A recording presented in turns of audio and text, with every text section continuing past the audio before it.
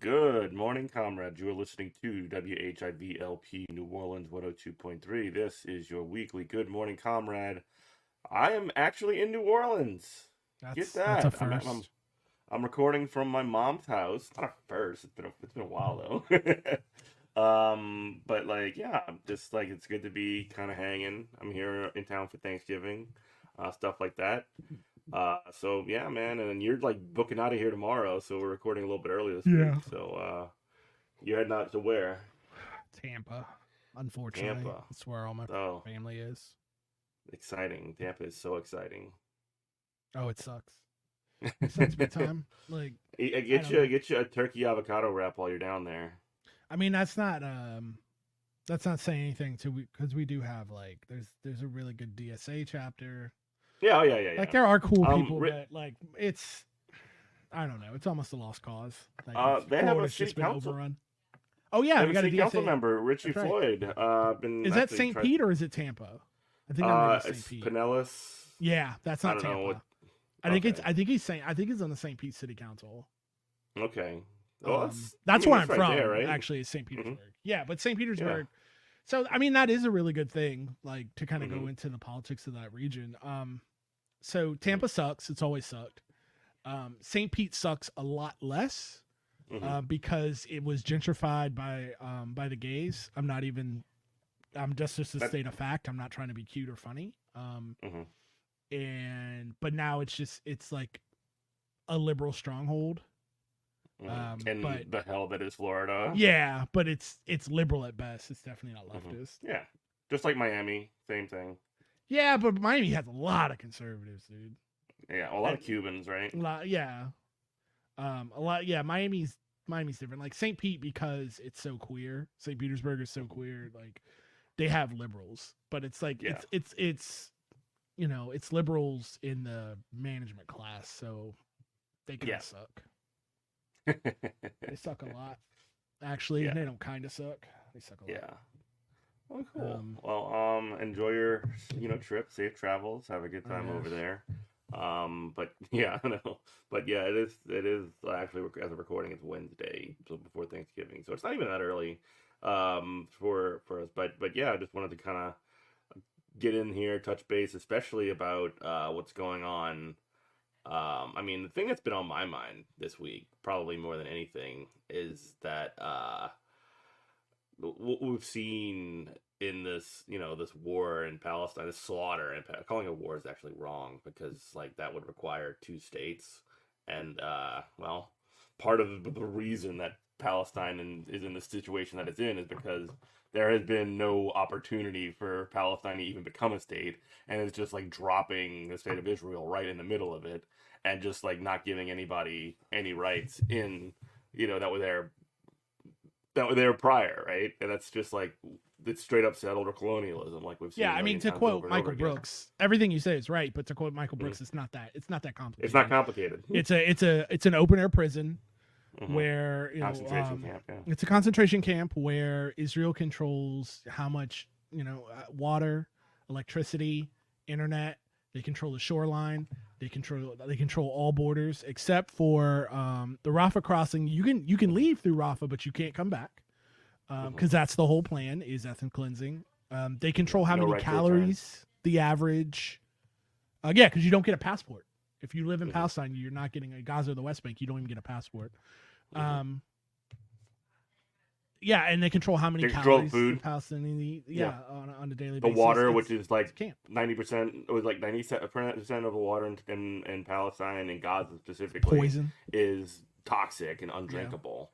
And there's no like what was it? I think it was. I'm thinking probably like the like prior to Oslo or something like that. There was like the Palestinian like group. I think it was either Fatah or one of the other ones. They like had to beg Israel to like get the materials to build a port.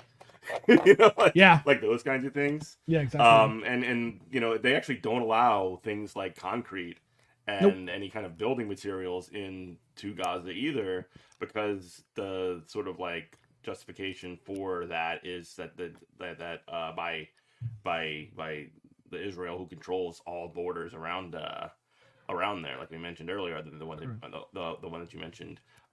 Because the Rafah. justification is that like the Rafah crossing, but like the justification for like not allowing them to even have like materials to build homes is that like, oh, those materials are going to go to Hamas and they're going to create rockets, but they're making rockets anyway. Like it doesn't matter. Yeah, those it's rockets not stopping are anything. Yeah, exactly. That's the thing. That's a great point about not stopping anything. I mean, as somebody who I've taken the correspondence course on Gaza / West Bank, because West Bank's a different deal. They have the Benin battalion. I know I said that wrong, but like Hamas, like guerrilla tactics, like you're not stopping anything. Like they're going, stuff is flowing through those tunnels through Egypt back and forth. Yeah. And the thing is, that's kind of hilarious. Like breaking news as of a couple hours ago, as on today, Wednesday the 22nd. Have you seen that? So we've gone from. Let me back up. So we've gone from we have to bomb the hospital Al Shifa and siege it because Hamas has a XCOM enemy unknown technodrome underneath the hospital. It's like where all of their operations are like being based on. It's how they get stuff into Gaza through the portal through Dimension X. Kang comes through. It's HQ for like all it's like the home base for all of Hamas. Right. It's supposed to be under this one hospital. That's why they had to bomb it. Tell me what happened. We haven't. So when I say we, I mean the IDF. So we haven't found that, but we did find a tunnel next to Al Shifa. We went down to the tunnel next to Al Shifa. There was the portion that looked like it was built by the Israelis, because the Israelis have built tunnels. And they're on record of saying this. Amonpour on CNN just had like the old prime minister on our show talking about, we built tunnels underneath the hospital so that way you could move stuff underneath hospitals. Like that's completely normal. Yeah. And so she's like, what? That every hospital on earth has that. Right. So they found that. They found that Israel's found the tunnel that Israel built. And then they went through the What a revelation. I know. That they already knew they were there because they built it. It's giving very much Saddam Hussein has weapons of mass destruction. He has all kinds of sarin and nerve gas and mustard gas. Yeah, because we sold it to him. That's how we know. That's not an intelligence breakthrough. We just had the receipts. Yeah. It's giving those vibes. But so they went through the blast door as of a couple hours ago. And they found a legit Hamas tunnel, because you can tell it's not a normal hospital service tunnel. It's made it's made to be a bottleneck. So if you have to fight in there, you're not fighting more than one person at a time. Very Viet Cong-ish. And you could tell it is a Hamas tunnel, but wouldn't you know it, that those sneaky, and this is according to the IDF, it's I can't believe they're even putting the this is a list guy still on TV. That's crazy. Who's this? You haven't seen the guy who's like, this is a guarding list? For our audience. Oh, it's I don't know his name, but it's the guy that everybody's memeing on, everybody's making fun of. To be like, oh, this is a list. This is it shows the terrorist watch list for all the hostages, and it's simple. It's literally just somebody scrawled that put the days of the week on it, like a handwritten calendar. It's the phone book. He's holding up the phone book. Right. So they got that guy to go through into the Hamas tunnels. And wouldn't you know it, Hamas is so sneaky and dastardly. One, the tunnel's completely empty. And this is according to the IDF. Now, this isn't me like in making stuff, not making stuff up, but like implying things. This is his words. I'm paraphrasing, obviously. But, the tunnel is completely empty. They must have known we were coming. They packed up everything. Plus, it looks like it hasn't been used in months. Plus, they sealed the entrance so it's not even usable. So the tunnel doesn't even lead to anywhere. So they must have knew everything that was going to happen months prior to October 7th, obviously. They're just that smart. Again, war crime 101. That is a war crime when you bombing hospitals is a war crime. It wouldn't matter, again, going back to my facetiousness, if the technodrome was under Al Shifa Hospital. The hospital itself does not lose protection. Don't argue with me go to New York and argue with the United Nations. I'm not the one. I don't make the rules out here. But I think here's the thing. not bombing a hospital, just for the record, not bombing a hospital is a pretty good rule for the most part. I mean, like, I don't know, I can't think of many situations where bombing a hospital would be a good thing. So No, just throwing not that at out all. there.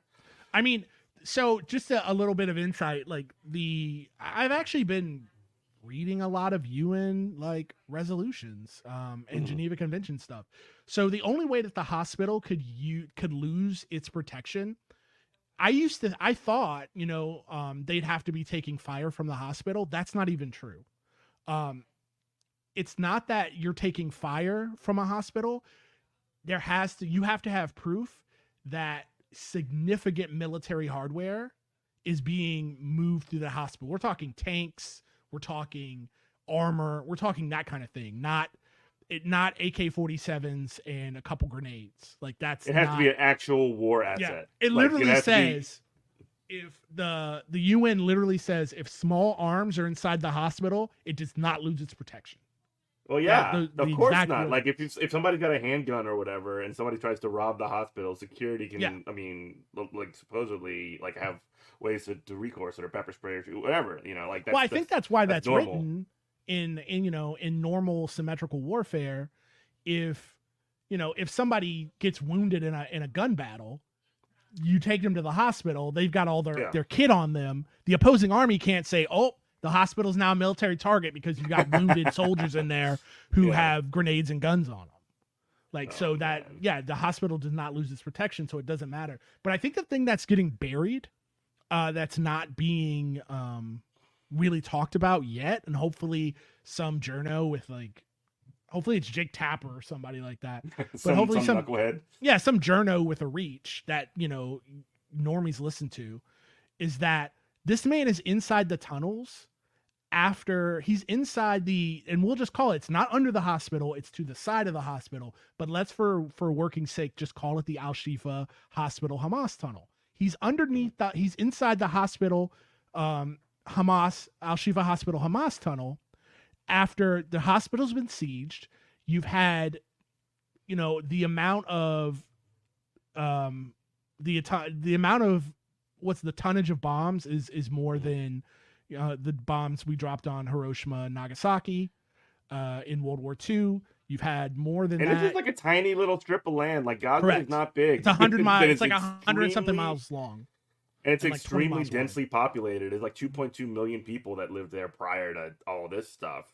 So like if you're dropping those bombs, you're hitting lots of people. Like I tend to think that the official casualty number is like 1,400 or something like that, 14,000. I'm sorry.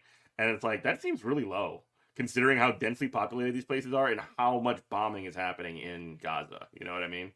Well, here's the thing is that my point is that you've dropped all those bombs, you've killed all those people, you've devastated Gaza. Gaza is just, it's a nightmare. It looks like something it looks like somebody tried to make like a paintball course. You know what I mean? Like, I don't mean to be flippant, but like somebody tried to like, hey, let's make like it looks like a video game level.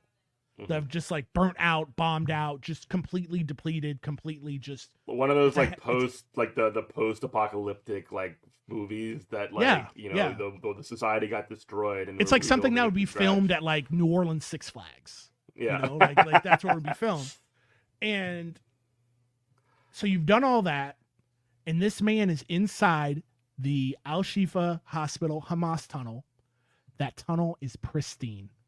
Yeah. That tunnel is immaculate. So all this death, all this bombing, you knew where the thing that you claim that you're trying to get at, completely untouched. Yeah. So like, there's no justification for this. I got it would still be a war crime and it would still be terrible. But if they were like, yeah, look, like we bombed the hell out of this hospital and we did find where a tunnel used to be, but like our bombs completely like have obliterated it and this is all that's left of it. I'd be like, yeah, it's still war crime, but okay. I mean, I guess like the cover story that you're using to justify genocide, at least like, okay, at least that makes sense. You're inside the thing and it's like you can eat off the floor. Yeah. And you're That's the telling crazy me thing. that you're bombing people to get to that thing. That's insane. You got to the empty tunnel, and the crazy thing to me is that they're not even coming up with a good like you mentioned. They're not like how could they not just like make something up? How could Bro, they not just like their propaganda is it's so awful. bad. It's comical. Yeah, it's incredible like how this keeps happening and how we keep like seeing how It's like it's all like of these Iraq justifications. level. It's Iraq levels of it's Iraq Bad. But levels like of propaganda. Remember like Baghdad Bob? Like yeah, that poor guy that used to come out and be like, "Oh yeah, it's great over here." Like that is but that's like at what the they're same trying to time, pull. and at the same time, like this is something that's happened how many 2 decades after Iraq? Like you would think that you would know they've like figured it out. Like how did we better at propaganda since? But no, it's worse. But they've just gotten I think it's a combination of racist hubris Mm-hmm. plus like they have like the state of Israel has like Nazi-esque hubris to where they're just Mm-hmm. like, we are the chosen people, like we can do whatever we want, nothing's going to stop us. We can pull whatever wool over the eyes of people that we have to. Plus, like they've never been challenged like this, so their like propaganda game is so weak. Yeah, and plus Like they're always enabled by the United States, who just like doesn't they do their own propaganda game here, but like that doesn't matter quite so much as the like muscle that provides that gives Israel cover to do all this stuff, which we talked about last time. Yeah. And let me tell you, like talking about propaganda and talk about like trying to hide the ball. I tell you right now, like I am on those weird Telegram channels that are gonna eventually get me put in the Guantanamo Bay. Guantanamo's still open. I don't know. I mean, it'll probably get me put in like what's that place, the clean version of hell where they send everybody you can't escape from? Purgatory. No. It's in Colorado. It's FDX Florence. It's the Supermax. So they're probably gonna get me put in like Florence Supermax. But whatever. It is what it is. But yeah, like let me tell you what, the IDF, like, don't believe the funk. They are faking the funk. They are getting worked. Mm-hmm. They are getting run out there. Because every time I turn on my phone, it's just guys just cracking open $3.5 million Merkava tanks with like they're tuna cans, like an egg with $80 tandem, and $80 homemade tandem RPG rounds. And I don't want to hear all that about how they're that's the trophy system going off. Nobody. When you see, so what a trophy system, I'm gonna get real nerd geek on you, real like war geek. So what a trophy system is for everything. What a trophy system is, it's this little pod of like projectiles. Think about it like an autonomous shotgun. I know, like, if there's some kind of war nerd who's nerdier than I am, I'm probably describing this all wrong, but whatever. Think about it as like an autonomous shotgun. And what it does is it shoots out projectiles that will make contact with anything that's coming, a projectile that's coming to, at a tank or anything like a rocket or a drone that drops a bomb or a missile. It will intercept it beforehand, pretty close range too. So that's another reason, because the IDF wants to keep the casualties down. You haven't seen, because when you roll tanks into urban warfare, you really need to have troop support. But one, they want to keep the casualties down, because this is obviously guerrilla warfare. There is a limit to Israeli casualties that they can accept, that until it becomes untenable, and just like in Vietnam here in the United States. But they don't want those troops next to the tanks, because if an RPG gets fired at it and the trophy system goes off, it'll kill those troops too. It'll just blow up everything. So that's the secondary reason. So that's what a trophy system is. Just another way to describe it, just to put it in a little bit less. It's an Iron Dome for small things. Yeah. But I'm just sort of like reset it a little bit and say, like, when you mention that you need like infantry support, you need soldiers who are on the ground in support of tanks, because the tank has no visibility. You gotta understand. Yeah, you can't see anything. A tanker has zero visibility. Like, I mean, it's not zero, obviously, but It's limited. It's very, very limited to where if you've seen these videos, you've seen these guys are literally walking up to these tanks and they're just like exploding RPG rounds they're putting it on the tank, pulling the pin and running. And so like the only way you can do that when you don't have any ground support.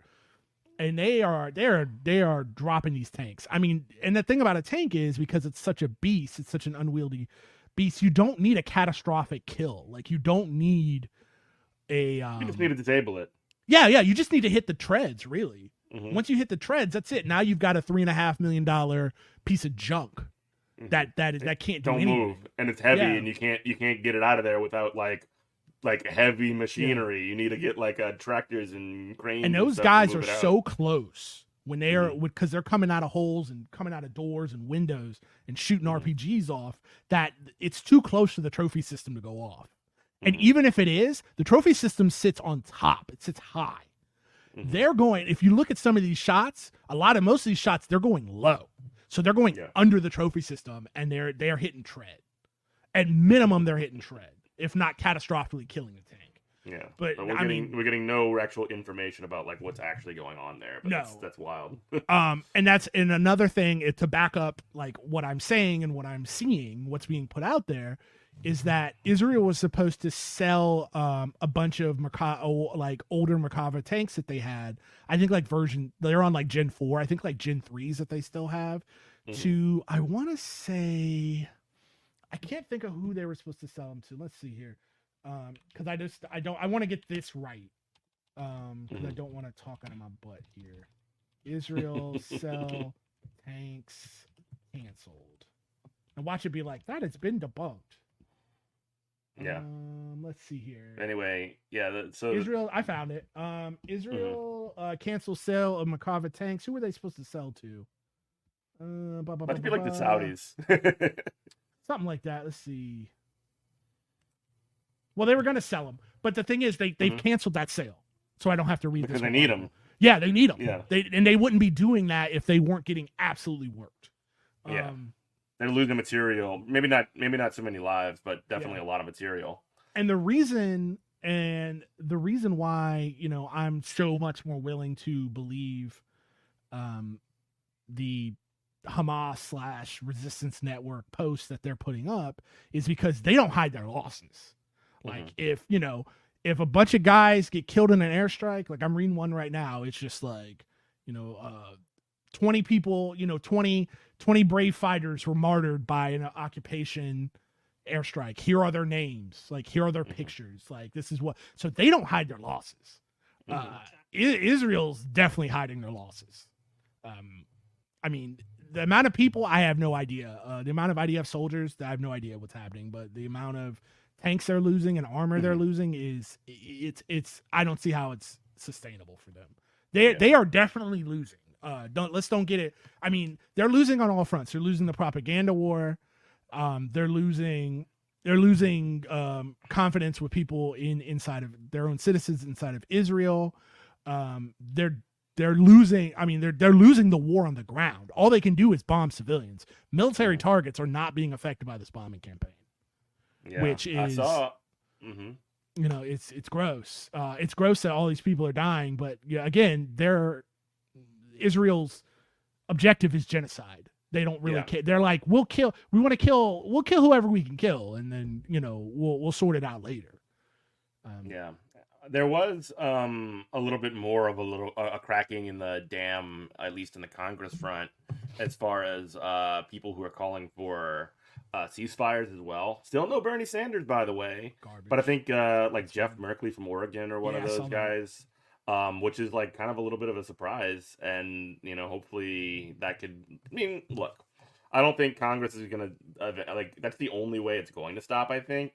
And like, there's so many like Biden heads right now. They're just like lining up behind him, and they will like for some reason now more than ever. Like liberals are like willing to die for Biden, and like they're willing to like die for Biden while just like all support for Biden just vanishes. Like It's the so wild. coalition that made him president, the the lefties and the Palestinians and like all the people who don't want war, who supported him, essentially like the way that the vote blue no matter who Democrats are just sort of like coming at this, and not only are they not only are they like being like extremely like dismissive, like it's basically not acknowledging Biden's like influence in the conflict, which I think is actually pretty paramount.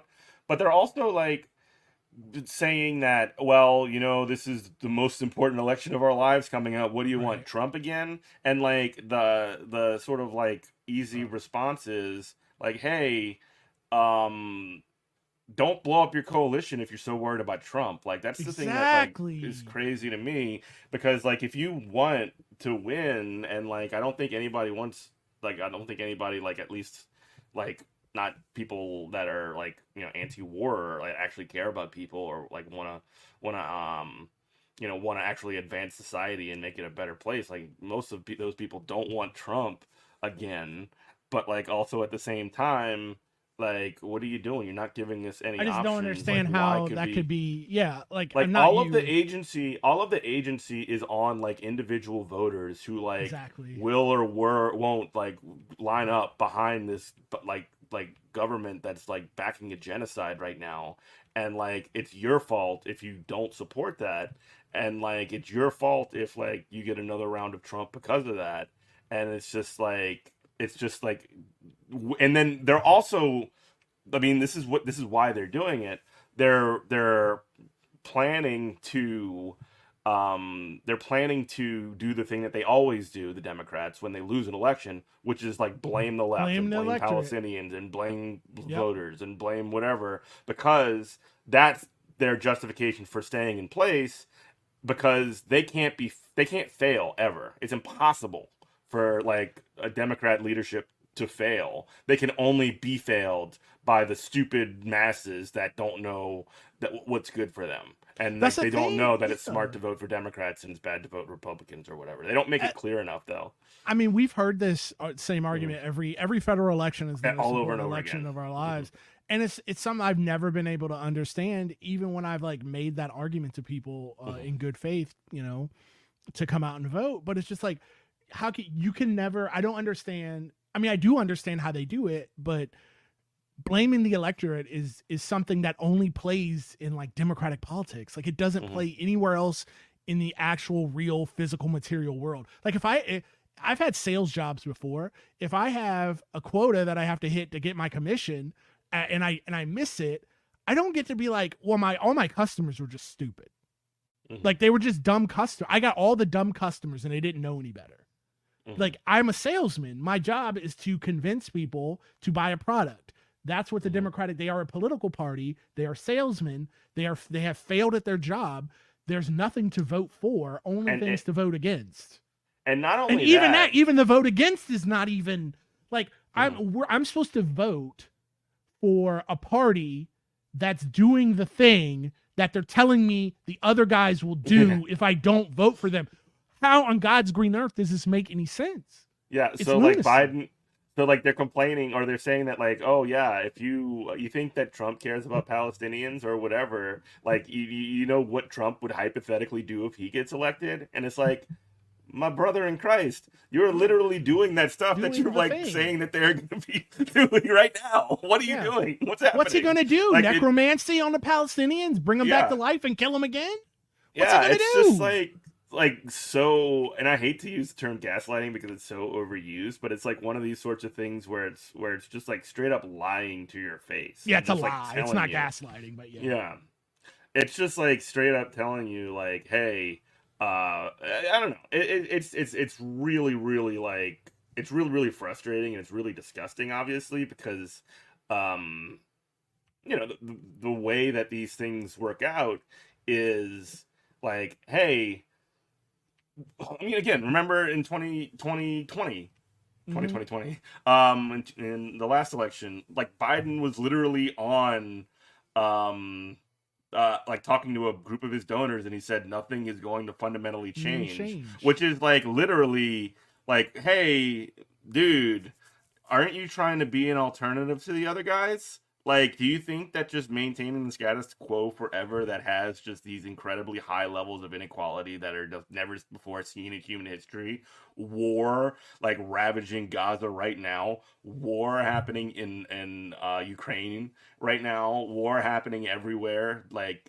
the fact that the climate is like prepared, like getting ready to just cook us all, like we're just gonna be broiled on our on the on the planet that we live on, and like the approach that you're going to take is like, how do we just need to keep doing what we're doing? We need to keep like steady, keep it steady, and they're not even doing that. I mean, there are some things like obviously that have come through the Biden administration, specifically on points of labor and stuff like that, but it's like nothing that can't be immediately rolled back by another president as they come in.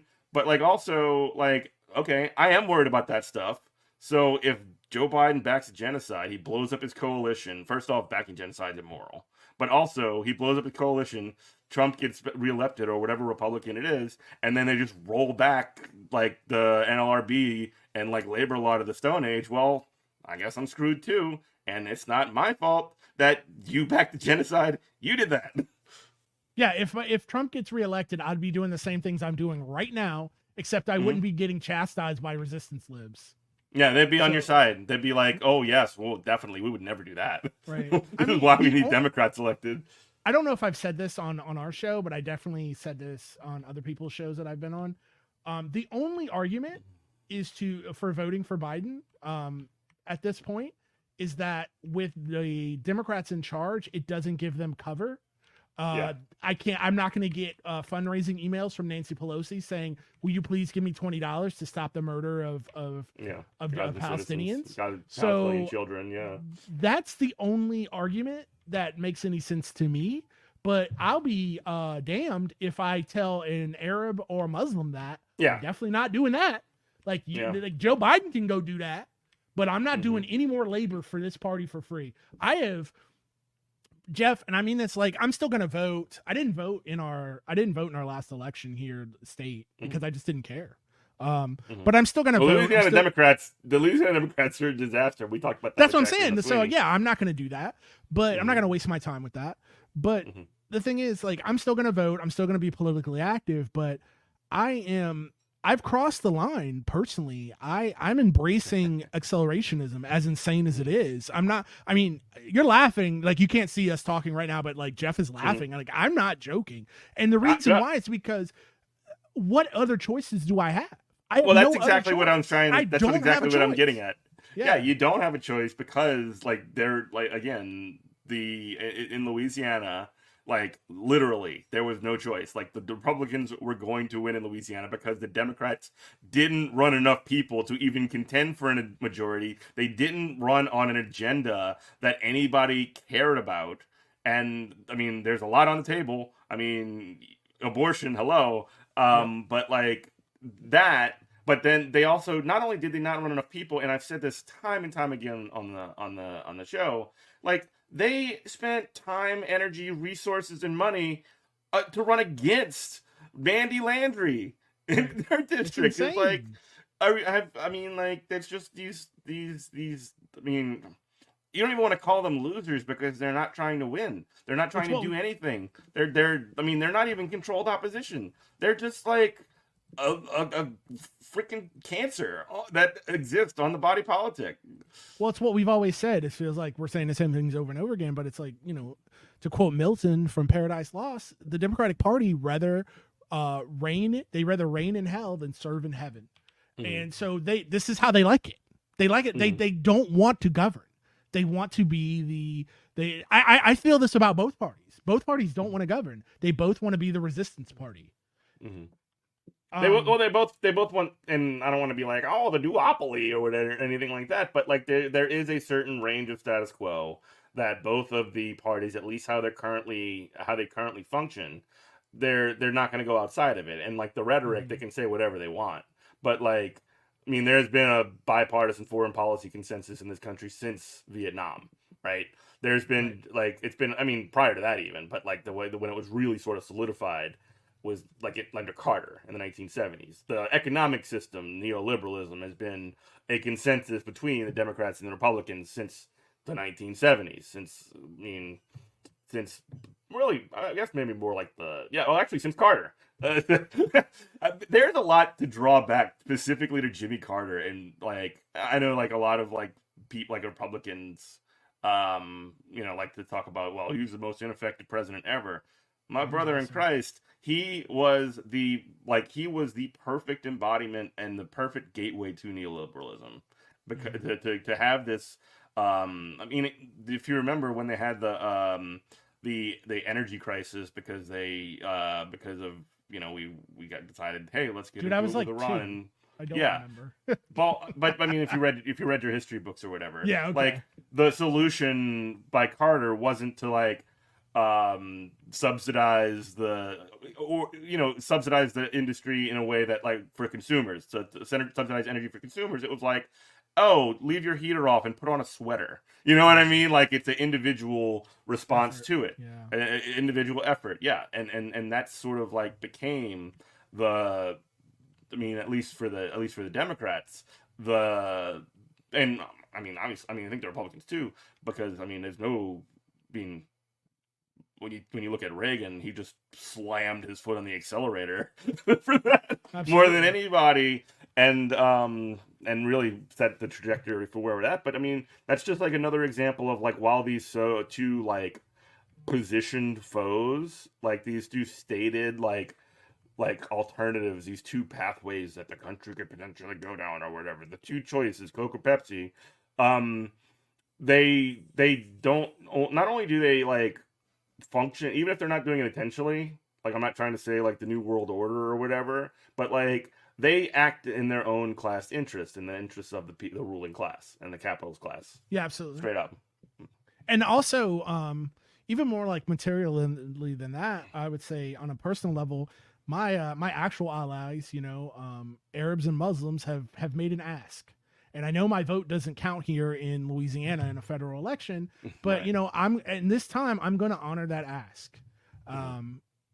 Because like I said, I mean, it makes it easier because I really don't have a choice. Like when I say I mean, living here in Louisiana, but like people who are just like, there's nothing to vote for, only things to potentially vote against. Like, I don't like, the president doesn't even have a campaign. Like he doesn't have there's no platform, there's no nothing.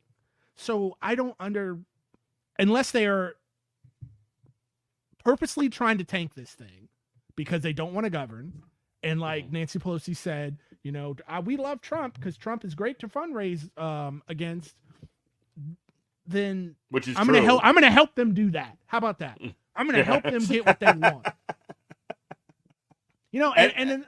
And another thing, like even on top of that, I pulled up a Politico article.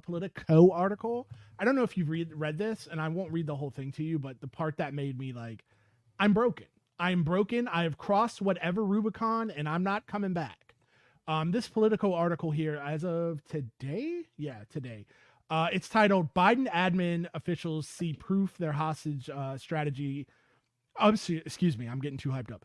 Biden admin officials see proof their strategy is working in hostage deal. One, that headline is a absolute joke because this is the deal that's going through tomorrow is the same deal that Hamas has offered on October 8th. And now that Israel is getting smoked on all fronts, politically, propaganda front, and also the actual war front. Now they're like, oh, I guess we're going to do a deal.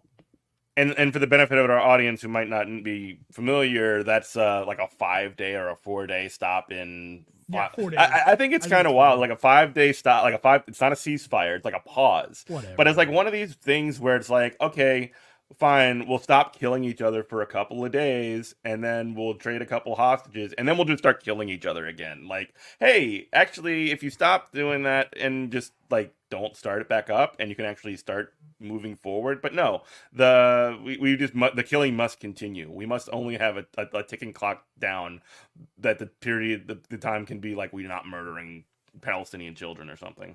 It's so crazy to me. Let me read you these two paragraphs.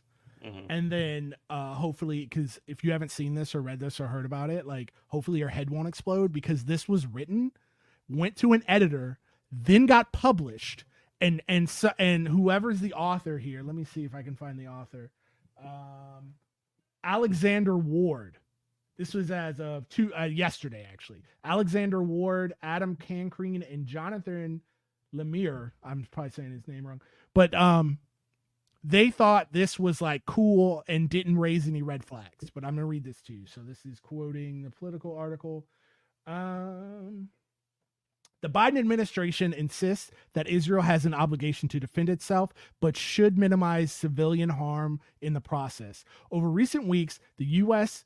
worked to get 100 aid trucks a day into Gaza from Egypt, and is in touch with humanitarian groups on how to further alleviate the suffering of Palestinians in the enclave.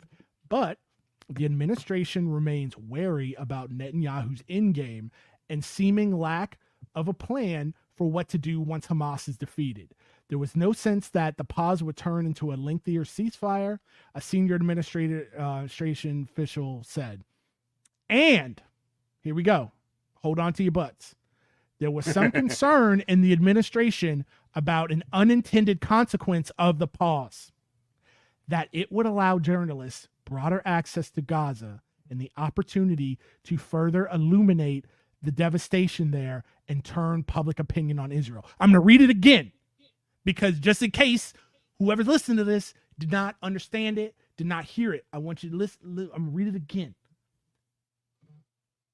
There was some concern in the administration about an unintended consequence of the pause, that it would allow journalists broader access to Gaza and the opportunity to further illuminate the devastation there and turn public opinion on Israel.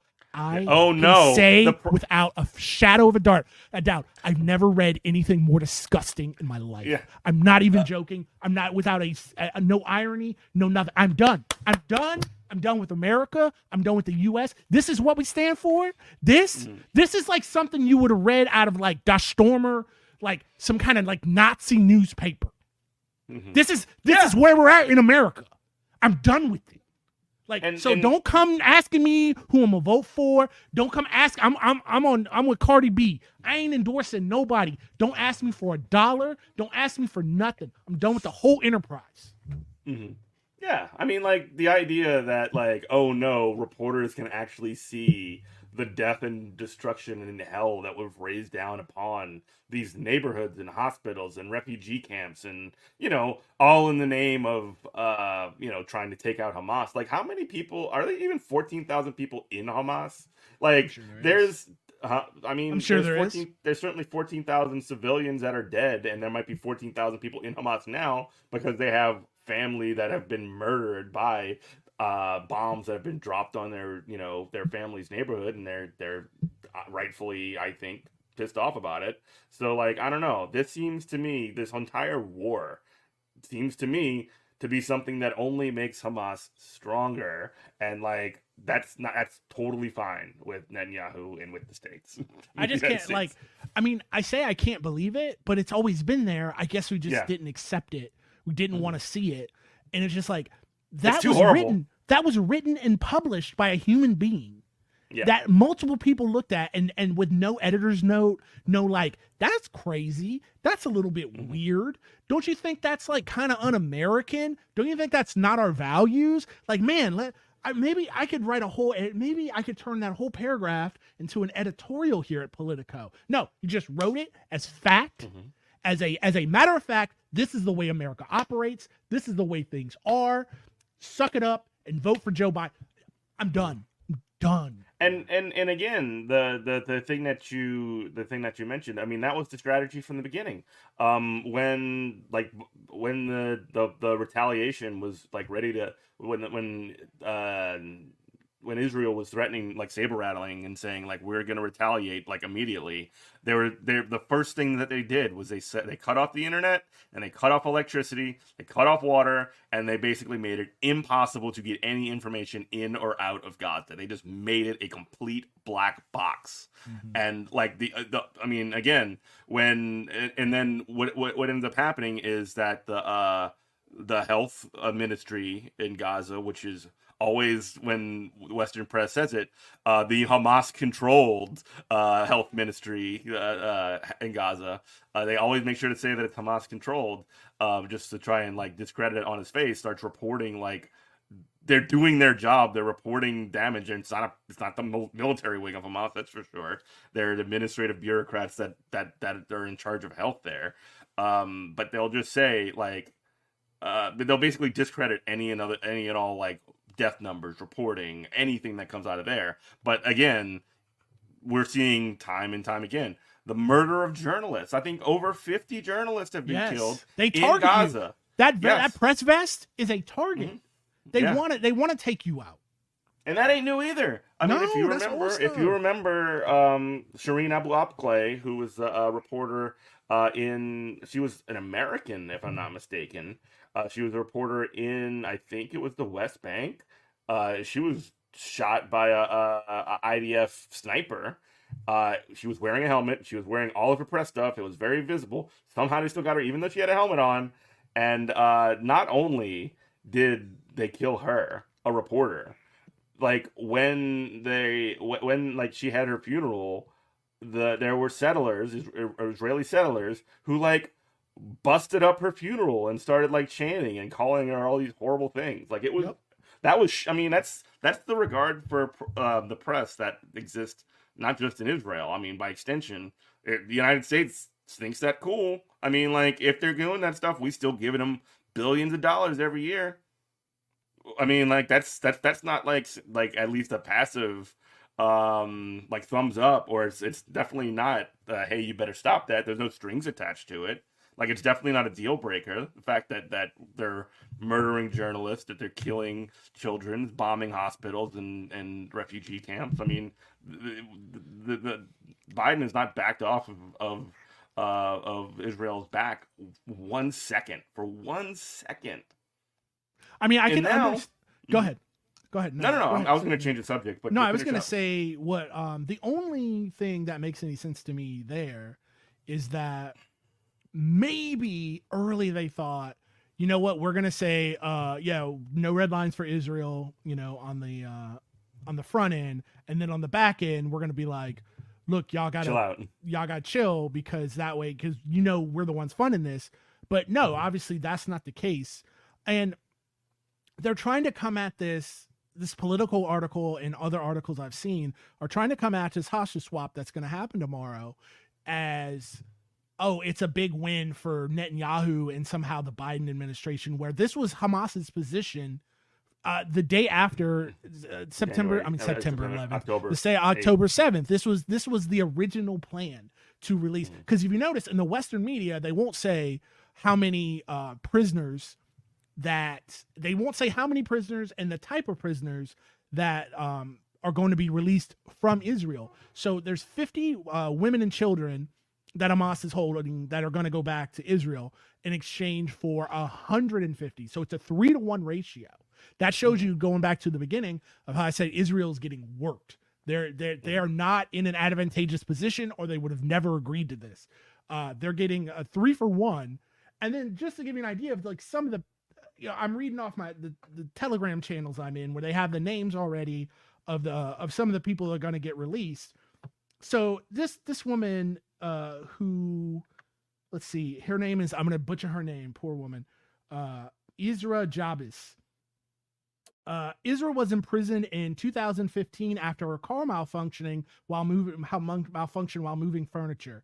A propane tank exploded, like the one you would get exploded in her car, like the one you would pick up at like the grocery store, like Winn-Dixie or Publix or whatever, and you'd go grill with. So propane tank exploded, and she requested the aid of a IDF policeman who refused her aid, and then she was but who arrested her, and she was falsely accused of detonating a bomb. This woman is horribly disfigured from that propane tank explosion, and she's been in Israeli custody since 2015. We've got, let's see here, trying to get to the actual, like, there's a 16-year-old girl that's supposed to be released, and she's accused of incitement. Oh no, she was in prison since she was 2015. Since she was 15, she's been in solitary confinement for 40 days. And her Mariah Bakar, her crime is she threw a rock at an IDF tank. Oh yeah, well, yeah. Those That's the rocks. level. That's what we're talking about here. So when you're like, oh, why did Hamas take hostages? Why did they take hostages? Because they've got thousands of people locked, babies, literal babies, locked up in Israel for nothing. Prayer beads. You remember the prayer beads? Like in No, I don't. But 2014, please lay it on like me. one of the things that they would say was like Palestinians would be like, potentially it would be throwing rocks at IDF soldiers. I mean, I think it's probably not a good idea to do it, but I understand the sentiment because I mean these people are occupying your like where you live, your home, your Yeah. neighborhood, and everybody hates you that lives there that actually is from there. And there was like in some of the write-ups and some of the reporting, like these terrible horrible children who are throwing rocks or they have prayer beads too, like that's a weapon. It's just another way to systematically or ethically cleanse Hmm. people Yeah, from Gaza rounding them and up, also literally the West rounding them Bank. up and Just throwing them in round them jail. up. I mean, does this sound familiar? Like this is we've done this as a society before, you know. And I was leaving my house this morning, and there's a copy of just Mouse. I look back and I see the Uh-huh. copy of Mouse from by Art Spiegelman, his animated not Comic. animated, but his It's a graphic comic. novel. Yeah, Yeah. it's a comic that he wrote about his dad's time in a concentration camp in In Germany. And Poland, it's yeah. this is the same thing. Like how it's we just and I really I'll say it again. I'm sure I've said it before. I really think like Generation Z, because these Generation Z kids, they've done in a month with TikTok and social media what people like us, or actual even like people who are like this is their whole life. Their whole life is about Palestinian emancipation, but they were never Hmm. able to do it until a month ago, was decouple Zionism from Judaism. And Hmm. they've successfully done it. And so we just have to Yeah. like mentally get past like, oh, okay, these poor Jews who've went through the Holocaust and that was terrible, but we It just have to was. like mentally push back that and be like, this state, not Jews, this state of Israel has the same guiding light that the Nazis had, and they're doing the same things, the exact Yeah. same things. We're, And we're, we're and killing journalists. We're rounding up journalists. It's spreading over here to America. I know you want to talk about our new no, wave of no, no. McCarthyism a little Yeah. bit. So, I mean, like, we're just doing the same things again. But this time, I've never been so hopeful that, like, it's almost like a coin pusher in an arcade. If you put the coin in and it goes down and it pushes, it's like these coins have just been adding up, adding Mhm. up, adding up. And now I just feel like we've never been this close to the verge of like global revolution. Mhm. Well, just to kind of go back to circle back from global revolution back to the like forces that are trying to like keep the Zionism and Judaism coupled. The ADL, the Anti Defamation League, has been going buck wild Oh lately. yeah. Like essentially just throwing every single person, calling like group like Jonathan Greenblatt goes on MSNBC and calls Jewish Voice for Peace and calls them like self-hating, basically like a Nazi organization who is Mm, like JVP is like a literally Jewish-led organization by um they're it's led by Jewish people who are against the occupation, who want a free Palestine, and it's just like, or at least peace in the region. They just don't right. want the destruction to continue. What their actual position is on a two state, one state, or whatever is like not really clear to me so much. And I'm sure it varies internally in the organization, but like they're essentially being framed as like they're the ones doing violence. Or if you remember, if you remember just a few weeks ago when the ADL just signed like made up that from the river to the sea, Palestine will be free was like a Yeah. genocidal a genocidal like chant or whatever. I mean, now you see freakazoids who don't give one lick about anti-Semitism, like Elon Musk, like saying There like you go. I'm Mr. Free Speech guy, but like you know what? I'm gonna really crack down on genocidal rhetoric, like only on from the river to the sea, Palestine will be free on Twitter. It's just like, Well, that just you gives the know, game away, doesn't it? yeah, When the and ADL then and people like them, they join hands with the worst anti-Semites, that mhm, anti-Semites that you can find. That gives the game away.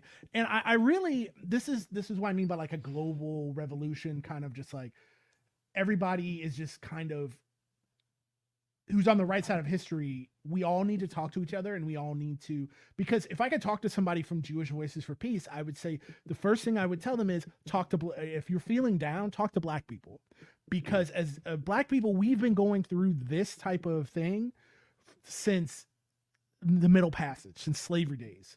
mhm, And what I mean by that is there's a saying in the black community where we say skin folk ain't necessarily your kinfolk.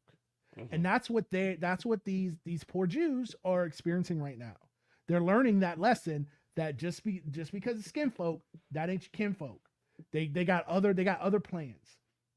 But yeah, like you said, the worst people on earth, the Pat Hagees, who said that the Holocaust was a gift from God, is invited to speak at the Israeli war rally. Like, they're giving the game away themselves. It's unbelievable.